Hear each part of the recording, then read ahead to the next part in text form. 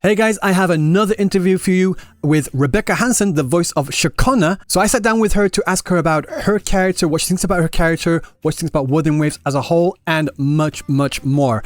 And also, by the way, at the time of recording this video, it hasn't been long since Ciaccona was released as a playable character, and with that comes her character story as well. So there will be minor spoilers in this video. Nothing too intrusive, but I know that some people can get very touchy about even the slightest of things, so this is your warning for minor spoilers. There's nothing too bad in there, but just for the sake of saying it anyway. So with that being said, let's get right into the interview. Thank you so much for agreeing to this interview. It's an absolute honor. Can you just introduce yourself to everyone that's listening? Absolutely. I am Rebecca Hanssen and I play Ciaccona Toccata in Wuthering Waves. First things first, what was your introduction to Wuthering Waves? Had you heard of it before taking on this role? I had not, which is always fun because I enjoy kind of researching the projects that I'm starting on. However, they don't tell you what the game is when you get the part. So like it's all kind of code names. And so I, auditioned, got the part, went in to record for the first session and was like, what is this for? So I couldn't do much prep for like the first session. So going in blind is always fun. Although obviously they've given me kind of a picture of her and a backstory and everything. But then after that, once I'd figured out what it was actually for, I could go away and do some research. So that was my introduction. And after doing your research as well, and like your initial impressions, like in your own words, what kind of character is Ciaccona? I'd say she is a free-spirited, optimistic muso with hidden strength. Hidden strength. I mean, I can definitely see that. She's recently been made playable in the game, and with her being playable comes her companion story as well.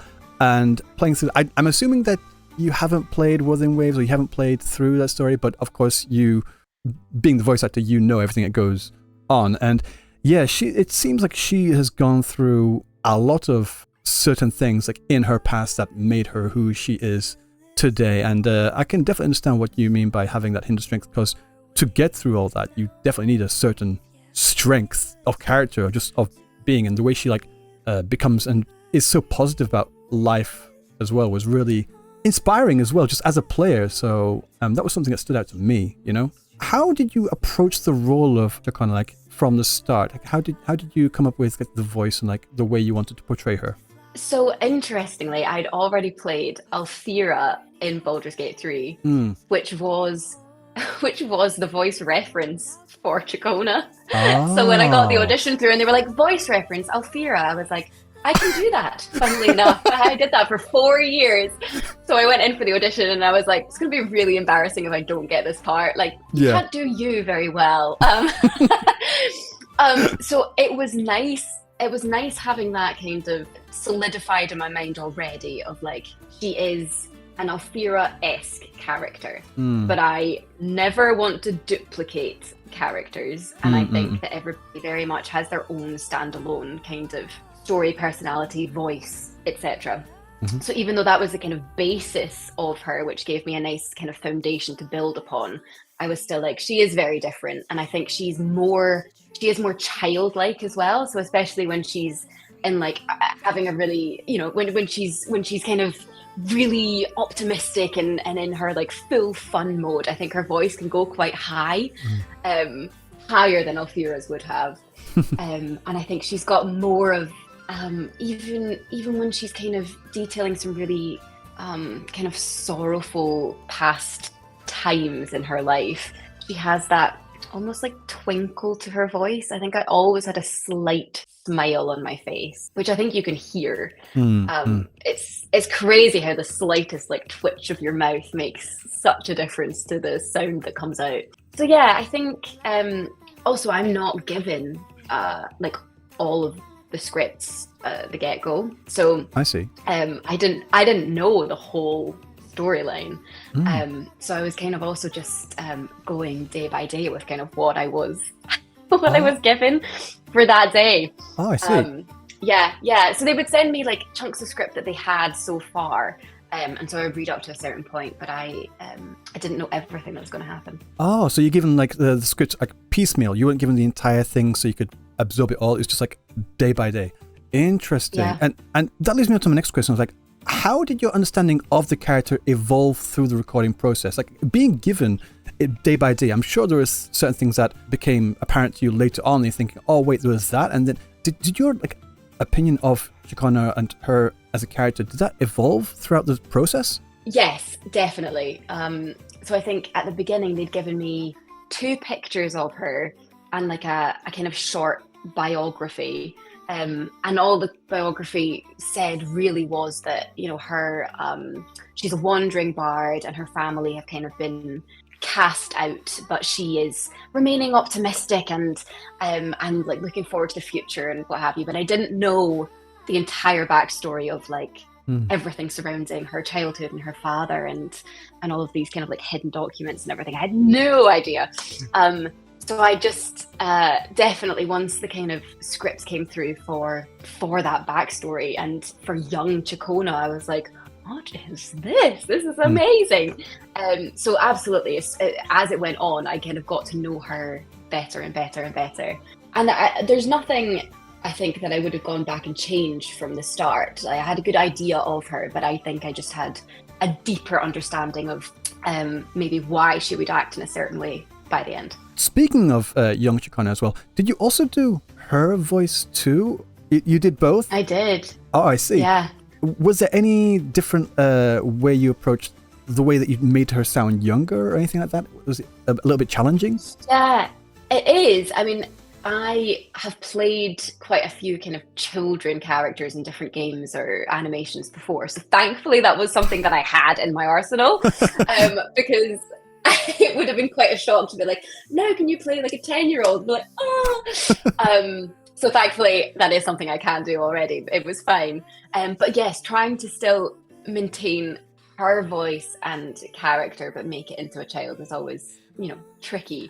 But no, it's just the placement of kind of like where you're speaking from. You very much like raise your soft palate all the way up, and the cadence changes as well. I think obviously when kids speak, they're slightly less confident as adults are. They haven't fully, you know, grasped the entire sentence structure before they start speaking and stuff. So they might have slightly more you know, stumbles or odd gaps in certain places where it wouldn't maybe normally be. And that's how you kind of make things sound slightly younger. I see. How much freedom do you have to improvise or like have your own creative input on like how you wanted Ciaccona to sound? Like you mentioned that she had a reference from the Baldur's Gate character. How much play did you have to create her voice, like in your own mind? The audition was actually really fun and they gave me quite a lot of time because sometimes auditions can be super quick. You're like, you're in, you read the lines maybe twice and they're like, cool, thanks for coming. Whereas this was lovely. They kind of, we played around with just slightly different tonality with like deeper and higher and slightly more excitable and slightly more relaxed and everything. And so even in the audition process, we kind of found where in that she sat, which was lovely. And then in terms of improv, no, I think because obviously I'm dubbing, they had certain time constraints that they had to meet, and obviously I couldn't go off piste of like where the story was going. But we definitely, obviously because the script was translated as well, there was times where I was like, oh, you know, maybe this sentence would work slightly better if it was worded in a slightly different way, so we could tweak the script. Oh, so you were able to tweak it just slightly on the translations.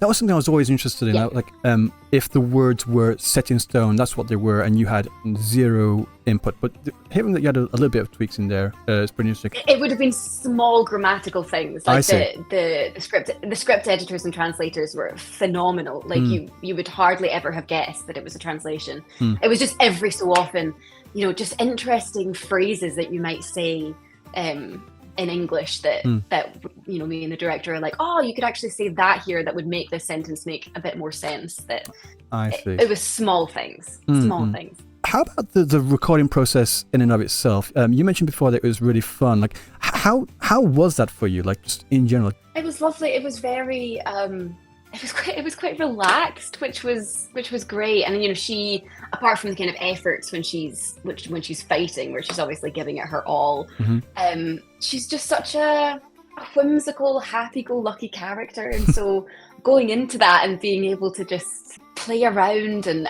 everybody was just so everybody was really relaxed and lovely and kind, and yeah, it was just a really fun process. Because sometimes, you know, you're playing characters that have really, you know, like they've got tough lives, and so you're going in and some of the things that you're saying are really hard and downbeat, or they're telling these stories of really like horrific things that have happened, and you have to kind of feel it in order to put that into your voice, and so you leave quite dejected and downtrodden, whereas going in and recording Ciaccona for 4 hours was a dream. Well, on that point, like, what was your favorite scene or moment to record for Ciaccona?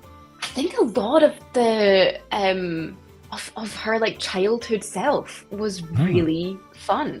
I think because I enjoy learning the backstories of characters, and so getting to kind of delve into the past was great. And I think actually there's the moment where the two of them kind of meet or cross paths, or you know, like the memory and the present day kind of intersect. Yeah, and that was really fun. We obviously recorded them separately, so I wasn't having to switch between the two voices. But there's, you know, a moment where she's kind of watching her childhood self, and I think that was really beautiful. So I loved doing that. Yeah, that was probably one of my favorite sections, that whole bit. I see. Definitely. What aspects of the story or scripts really resonated with you the most? I think the kind of free-spirited optimism in the face of any kind of hardship is something that I liked to go away and draw upon for my own life. I feel like she's very much one of those characters that regardless of what happens, she'll just pick herself back up again and maybe write a song about it, or, you know, well, I'm moving on to the next adventure. And she just has such an ability to kind of shake things off and start again. And that resonated with me. I think as an actor, it's definitely something you have to get very good at, of dealing with any kind of rejection and just staying positive and not really knowing what's around the corner, but just kind of going with the flow.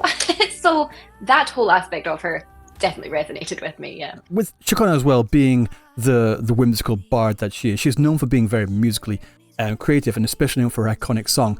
Did you do any of the singing for the part? No. Well, I did anything that she's humming. Is all me. So like there's a bit where she's doing the like that's me. But anything where she's actually singing words is not me. They didn't ask. If they'd said, would you like to sing this, I'd probably been like, yeah, give me a shot. But I think they already had a wonderful singer in place who has lent her voice beautifully. So she does the singing. But yes, any humming is me, which was wonderfully tricky because often they didn't send me anything in advance, so I kind of just had to learn it on the spot, which was daunting. But hey, when you're under pressure, it's amazing. It's amazing what you can do. So it was often I was like, okay, just play me that. I'm just going to record it on my phone, and then I'm going to take a quick 5-minute bathroom break, and I'll come back and I'll know it. It'll be magic. So we did that. With the companion story quest as well, she's going through her past and a lot of the trauma that she's gone through with Rover as well. What do you think is Ciaccona's relationship with Rover? Like, what do you think their dynamic is? I think it's entirely platonic. I think that they are. I think she has a real love for Rover. But maybe in a more kind of like kinship, friendship, almost sibling maybe way, I think. But that's just me personally. I don't think I ever put in any kind of flirtation or like overtly romantic undertones in anything that I was saying. I think it was always like deep affection that could, I guess, be read either way. I'm not sure if you have anything prepared for this, but would it be possible for you to do an iconic line reading for Ciaccona? Do you have something like that? Yes. Let me have a think. May my poems light the way on your path ahead. I was wondering, have you like looked online for anything to do with Ciaccona, like on YouTube, Twitter, that sort of thing? Have you seen anything on there? I have. I've obviously YouTubed like Ciaccona and tried to watch any like scenes with her and what have you, because it's so fun getting to actually see it all it come to life. Because obviously in the booth you just have the script in front of you. Every so often you'll get to kind of watch like one of the cutscenes, and we'll have to, if they've animated it really specifically with timings, you'll kind of have to match to the timing and the mouth movements. But I didn't have to do a huge amount of that on this. That's the only time I ever kind of got to watch her in action. So it's been very fun kind of YouTubing it and seeing her in action. I was wondering, there's been a few memes out there. I wonder if you've ever seen any memes of Ciaccona. Have you seen any? I have not. Okay. No, I live under an internet rock, so you have to show me some. I want to show you I've just found a couple that I found. There's two main ones that I've seen for Ciaccona. Have you seen The Road to El Dorado? I have, not for a long time. There's a character in there that plays like a lute type thing, and he's got really crazy eyes. And I want to show you this one of Ciaccona, because this one gets shared every now and then, of this one here. Can you see? And your cat wants to see as well. Can you see this image here of Ciaccona? I can. Yeah. Sometimes. That's fantastic. Yeah. Sometimes we'll see like posts about Ciaccona, like something's really amazing. You'll just see in the replies this picture of like, yeah, exactly. Brilliant. I love that. And there's another one of a very, very smug Ciaccona as well. This one here. It's very, very smug. I think they've like shifted the face up. That's really cute. That's hilarious. Again, there's been a couple of these that are just in the replies, and because Ciaccona is just a very, very expressive character, and she really lends herself to a lot of these memes as well. So I thought it was really, really fun as well. So I was wondering if you'd seen any. I hadn't, and now I'm going to have to save them and use them as replies to people, because it's perfect. I'll send you them in the DMs, because I'll send you any more as well. There's plenty of them. Meme culture is very strong in the Wuthering Waves community, which brings me to another question. Like, your cat's really interested. Hi. She is just loving this screen. Her name is Mouse. Mouse. Mouse the cat. How ironic. Yes. A little bit. I was wondering, you mentioned that you've seen clips on YouTube, but have you like interacted much with the Wuthering Waves community online in other like forums or on Twitter, for example? Have you done any of that, or have you been a bit just too busy? No, I have. 2 minutes. I'm going to give her some treats. I'll be right back. Come on, Micey. Have some treats. I have. Obviously, like, you know, when Ciaccona was kind of released, I posted on X and Instagram about it, and I've received so many lovely messages from people. It's been so heartwarming, especially because I don't use social media that much, and I'm probably more on Instagram than I am on X. But X seems to be kind of where it's at. So I got lots of just really lovely comments, which was very nice. So I've interacted a little bit with people, but I never know what to say when people are really nice. I'm like, I'm so glad, because it would have been really awful if you loved this game and then I ruined this character. So I'm so pleased. Oh no, you definitely did not ruin this character. Like I said this to Cantola's voice actor as well, but the voice acting in Wuthering Waves, and specifically as well in most recent patches 2.0 Renacita, has been absolutely phenomenal, and you bring a fantastic energy, a fantastic joy and happiness and whimsicalness to this character, and also play the character's somber moments well as well. You've been absolutely phenomenal, just my personal opinion. So again, thank you so much for your performance in that. It's been fantastic. Oh, thank you. Just to wrap up the questions for Wuthering Waves, do you have anything that you'd like to say to all the rovers or anyone watching out there? I mean, really just thank you for like welcoming me into your community. I feel very honored to be a part of it, and I'm very welcomed, and your kind words have meant a huge amount. Because obviously I get really attached to these characters that I'm playing, and then it just gets released into the world, and you just kind of hope and pray that everybody else is also happy. especially when it's, you know, it's their fandom that I didn't know about beforehand, and it's something that's really important to people, and so you want to do it justice. And so I'm very grateful for being welcomed with open arms. Thank you were absolutely welcomed. Like, even before the first line was ever heard from Ciaccona, like once people found out that you were voicing her, and the people recognized you from your work in Baldur's Gate and also with Eve in Stellar Blade, if I'm correct, people were just like, "What, Rebecca Hanssen?" And then people were freaking out. They were so excited to have you in the game. So yeah, it's been absolutely wonderful. Yeah, thank you so much for your great questions. This has been lovely. So what did you guys think? I thought it was pretty interesting. Speaking to her, I thought she, just her as a person, really embodied the character of Ciaccona just in general. She was so bright, so bubbly, so energetic, and she was an absolute joy to speak to. So if you like this video and you want to see more of these kind of interviews, don't forget to like, comment, and subscribe, because I'll have more of them coming out in the future. I'm working on it. So until next time, I will see you in the next video. Peace.